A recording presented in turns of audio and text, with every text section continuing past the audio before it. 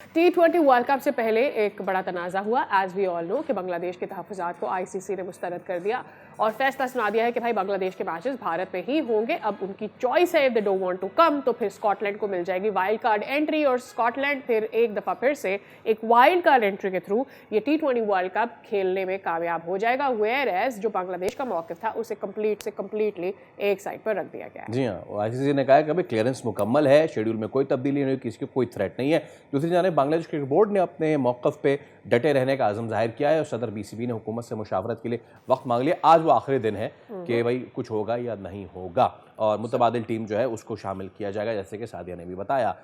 With that बहुत सारे दीगर मामलात भी हैं क्रिकेट के। उसमें एक है ये कि पाकिस्तान की जो अंडर 19 है वो आज टीम खेल रही होगी अगेंस्ट जिम्बाब्वे और पाकिस्तान को अगले राउंड में जाने के लिए बहुत ज़रूरी है कि वो आज का मैच जो है ये वाला मैच जो जीते। बट उससे पहले what we really want to show you is कि ये अब आज के दिन बांग्लादेश का बोर्ड क्या फ़ैसला करेगा नहीं ये तो वक्त बताएगा, लेकिन वक्त ने ये बता दिया है कि जब आप तगड़े होकर खड़े होते हैं तो फिर दुश्मन भी आपकी तारीफ़ करता है। भारतीय सहाफ़ी विक्रांत गुप्ता उन्होंने मोहसिन नकवी की फाइनली उनको तारीफ़ करनी पड़ी और किस दिल से उन्होंने की होगी, कैसे की होगी, किस तरह से की होगी ये वही जानते हैं। हम आपको सुना देते हैं छोटा सा क्लिप, फिर इस पर मज़ीद बात करते हैं जनाब। और इसके साथ ही क्रिकेट सेगमेंट में हम ये भी डिस्कस करेंगे कि बाबर जो है उनका जो पहला स्टिंग था ऑस्ट्रेलिया में बिग बैश लीग का बहुत बुरी तरीके से नाकाम हुआ है और नाउ वो वापस आ रहे हैं। सिडनी सिक्सर्स ने अपने फेसबुक पेज पे उन्हें खुदाफिज कह दिया। आगे चल के वो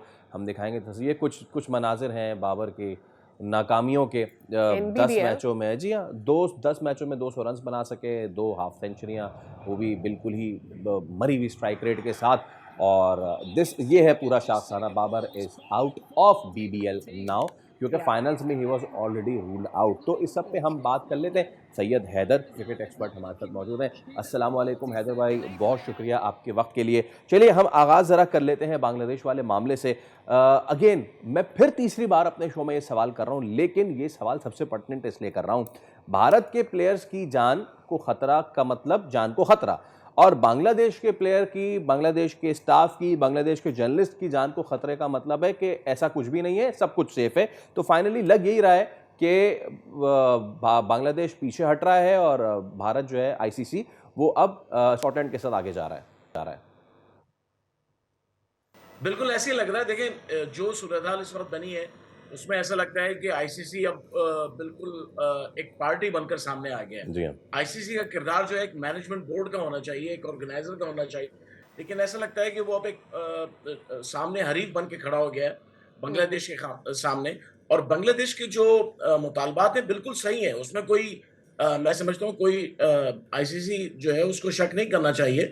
जो वहाँ पे उनको धमकियाँ दी जा रही हैं और जो वहाँ के मीडिया ने और वहाँ के लोगों ने सोशल मीडिया पे जो बांग्लादेश के लिए बातें की हैं और फिर वहाँ पे उनको जान से मारने की धमकियाँ दी हैं, उसके बाद आईसीसी का बिल्कुल उस पे सख्त-मोहरी का रवैया इख्तियार करना, ये बिल्कुल समझ में आने वाली बात है। और अब अगर आईसीसी का ये रवैया चलता रहा, तो मैं समझता हूँ क्रिकेट शायद हो सकता है सिर्फ गली मोहल्लों में होती रहे, अपने-अपने मुल्क में होती रहे, लेकिन इंटरनेशनल क्रिकेट जो है शायद हो सकता है वो बिल्कुल खत्म हो जाए।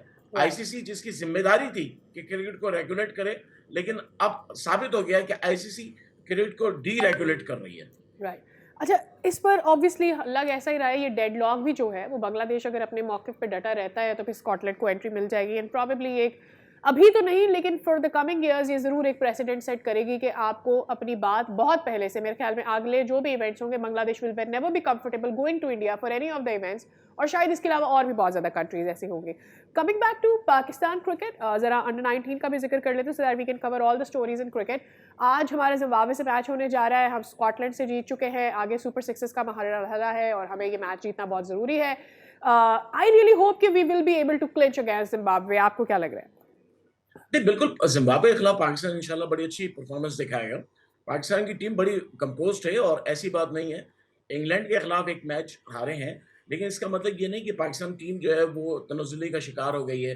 अंडर 19 के प्लेयर्स बड़ा अच्छा परफ़ॉर्म कर रहे हैं, मेहनत कर रहे हैं आखिरी मैच में भी स्कॉटलैंड के खिलाफ उन्होंने बड़ी अच्छी परफॉर्मेंस दी। तो पाकिस्तान की अंडर 19 टीम इस वक्त अच्छी फॉर्म में है और मुझे उम्मीद है कि वो सुपर सिक्सेस में भी अच्छी परफॉर्मेंस देंगे। सिर्फ उनको यहाँ पे 2 मैच जीतने हैं सुपर सिक्सेस में जाने के लिए। 1 मैच जीत चुके हैं, आज का मैच भी वो जिम्बाब्वे से जीत जाएंगे इंशाल्लाह।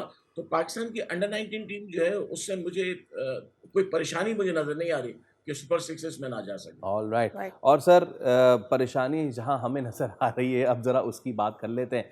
मीनवाइल वो 2 तस्वीरें अगर हम दिखा सकें, बाबर आजम अब सिडनी सिक्सर्स को अलविदा कह के बताया तो ये जा रहा है कि क्योंकि उनका नाम जो है वो मुमकिन खिलाड़ियों में है स्क्वाड के, लेकिन ये देखें, ये सिडनी सिक्सर्स ने ये फेसबुक पे लगाया अपने थैंक यू बाबर। इसके आगे सी मोर पे मैं क्लिक नहीं कर सका, तो वो शायद लिखा होगा thank you Babar for going, please चले जाएं, क्योंकि बहुत ही ख़राब आउटिंग रही। पहली मरतबा Babar Azam big bash league में गए खेलने के लिए। एक बहुत, मुझे आज भी याद है हैदर भाई, बहुत एक पूरा ऑरा बनाया गया, बाबरिस्तान एक पूरा अलग स्टैंड बनाया जाएगा, उसमें पाकिस्तानी कल्चर की नुमाइंदगी होगी।